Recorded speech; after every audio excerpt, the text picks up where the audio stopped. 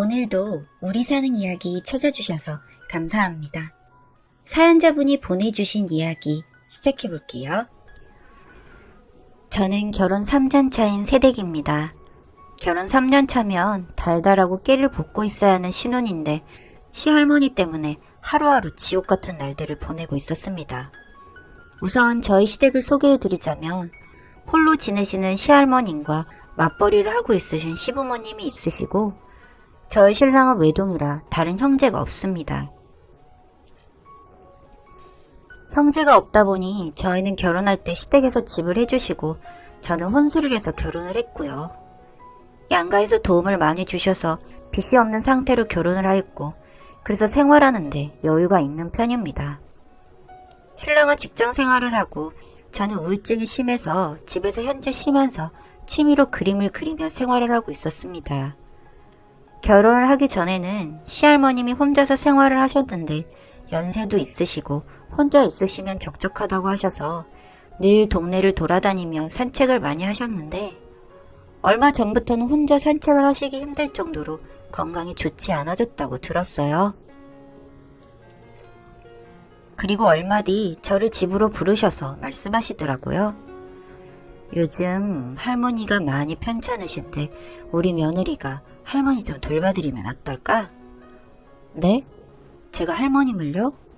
자주 찾아뵈면 될까요?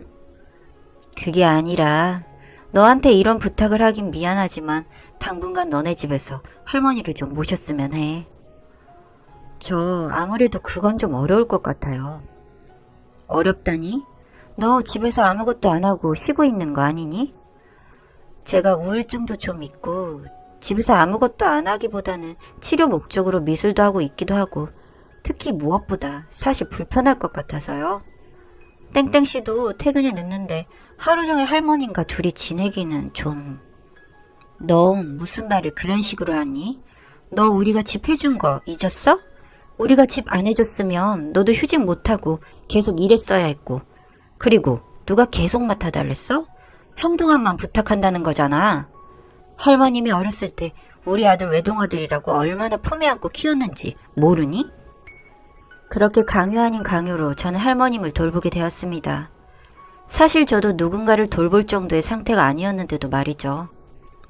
저희 신랑은 퇴근 시간은 8시인데 회사랑 거리가 있다 보니 집에 오면 9시 30분이 넘는 경우가 대부분이었습니다.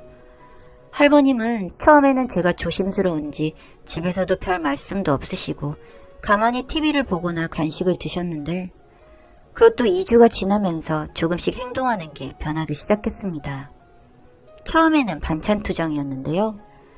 저희 집에 신랑이 저녁을 먹고 들어오기도 하고 평소 대부분 저 혼자 밥을 먹다 보니 반찬 한 가지 정도만 해서 밥을 먹는데 할머님은 그게 싫으셨는지 매번 반찬이 왜 이것뿐이냐고 이야기를 하기도 했고 한 번은 시어머니께 전화라도 한 건지 반찬을 바리바리 싸오신 적도 있었습니다.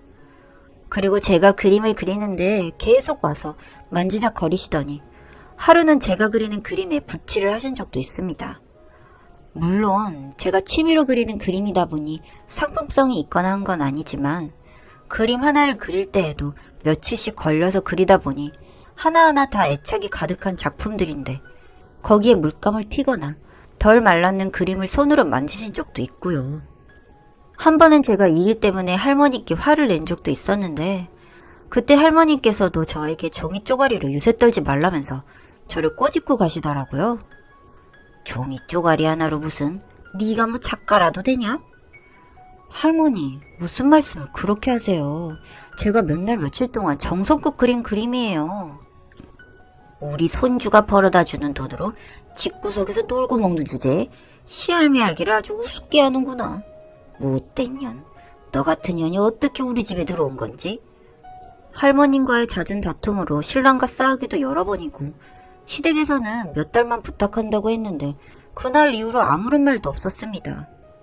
그리고 문제는 할머님께 약간 치매 증세가 있으셨는데 할머님이 식탐이 엄청 많으셔서 식사를 마치고 돌아서면 집을 뒤져서 쿠키나 사탕 같은 간식을 계속 드시고 그리고 나서 계속 밥을 언제 주냐고 물으세요. 그리고 몇 번은 저와 싸운 일을 잊기도 하셨습니다.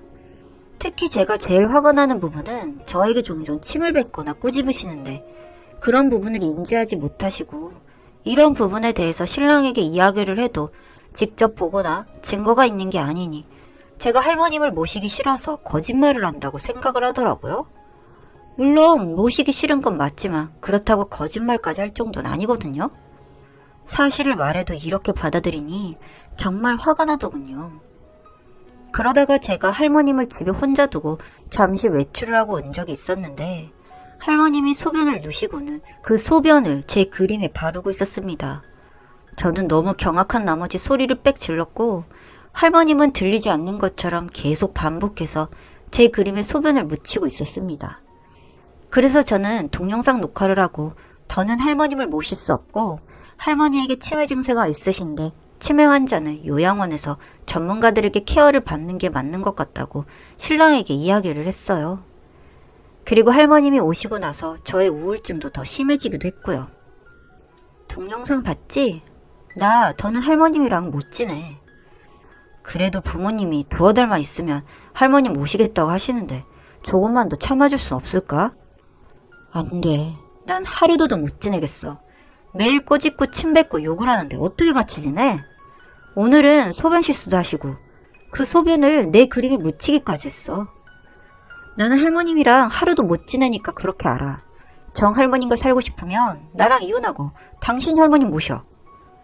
내일 집에 말해줄게. 다음날 신랑은 시댁에 이야기를 했고 제 말을 들은 시댁에서는 저에게 전화를 하셔서 육두문자를 날리기 시작했습니다. 저보고 효심도 없고 자기밖에 모른다고 하면서요.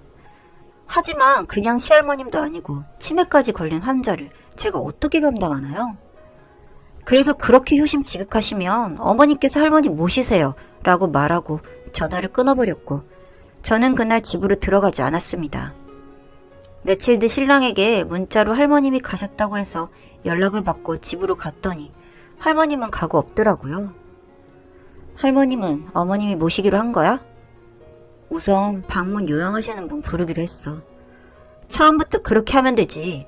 왜 나한테 그러신 거래? 결국 어머님도 본인이 모시지 못할 거면서.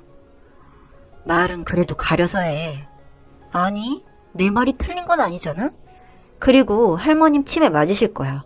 병원 가서 검사도 해봐야 해. 알겠으니까 이제 그 이야기는 그만하자. 그렇게 할머님은 집에 방문 요양보호사가 오는 걸로 정리가 되는 듯 했는데 앞서 말씀드린 것처럼 할머님께서 보이시는 치매 증세 중에 사람을 꼬집고 사람한테 침을 뱉는 버릇 같은 게 있는데 그런 부분 때문에 요양보호사들이 일주일도 버티지 못하고 계속해서 일을 그만두게 되었고 결국에는 시어머님이 일을 예상보다도 일찍 마치시고는 시할머님을 돌보기로 했다고 들었습니다. 그러면서도 제 욕은 빼놓지 않고 하시더라고요. 사실 이 일이 있고 나서부터 시댁과의 사이가 많이 틀어져서 거의 왕래를 하지 않고 있었는데 신랑이 계속 중간에서 이야기를 전달하며 저와 시어머님이 사이를 잘 풀길 바라더라고요. 그날도 어머님이 모시기로 했으니 가끔 가서 도와주라는 이야기를 하면서 소식을 전했어요. 그리고 2주 뒤에 제사가 있어서 시댁을 갔는데 시어머님이 머리카락을 커트머리로 짧게 자르셨더라고요. 어머니 머리 자르셨네요. 말도 마라. 할머니가 자는데 가위로 머리를 잘라둬서 어쩔 수 없이 정리한 거야. 아, 할머님이. 아무래도 네 말이 맞는 것 같아. 할머니가 치매인 것 같아. 네, 제가 계속 말씀드렸었는데. 그땐 내가 미안했다. 그래서 할머님을 요양원에 보낼까 해. 그렇게 몇 주 뒤 할머님은 요양원으로 가게 되셨고 가는 그날까지도 저에게 욕을 하며 침을 뱉으시더라고요. 그리고 그렇게 효심을 노래하던 시어머님은 할머니께 질려버리셨는지 왕래를 딱 끊어버렸고 반면 저는 종종 요양원에 갑니다. 요양원에 갈 때마다 할머니는 불편하신 몸으로 저에게 침을 뱉으시는데 저는 그런 할머니의 팔뚝을 종종 꼬집곤 해요. 그때 당했던 일들이 분하기도 하고 결혼을 하기 전부터 저를 참 많이도 미워하시고 욕을 하셨었거든요. 그래서 저는 미운 마음이 항상 있어서 혼자서 요양원에 있는데 그 와중에도 주변 할머님들과 싸우는 걸 보면 사람의 본성은 안 바뀐다는 생각이 들어서 인생 공부도 할 겸 종종 가서 할머님을 괴롭히고 옵니다. 제가 못됐다는 생각을 가끔 하기도 하지만 다 본인의 업보가 아닐까 하는 생각을 합니다.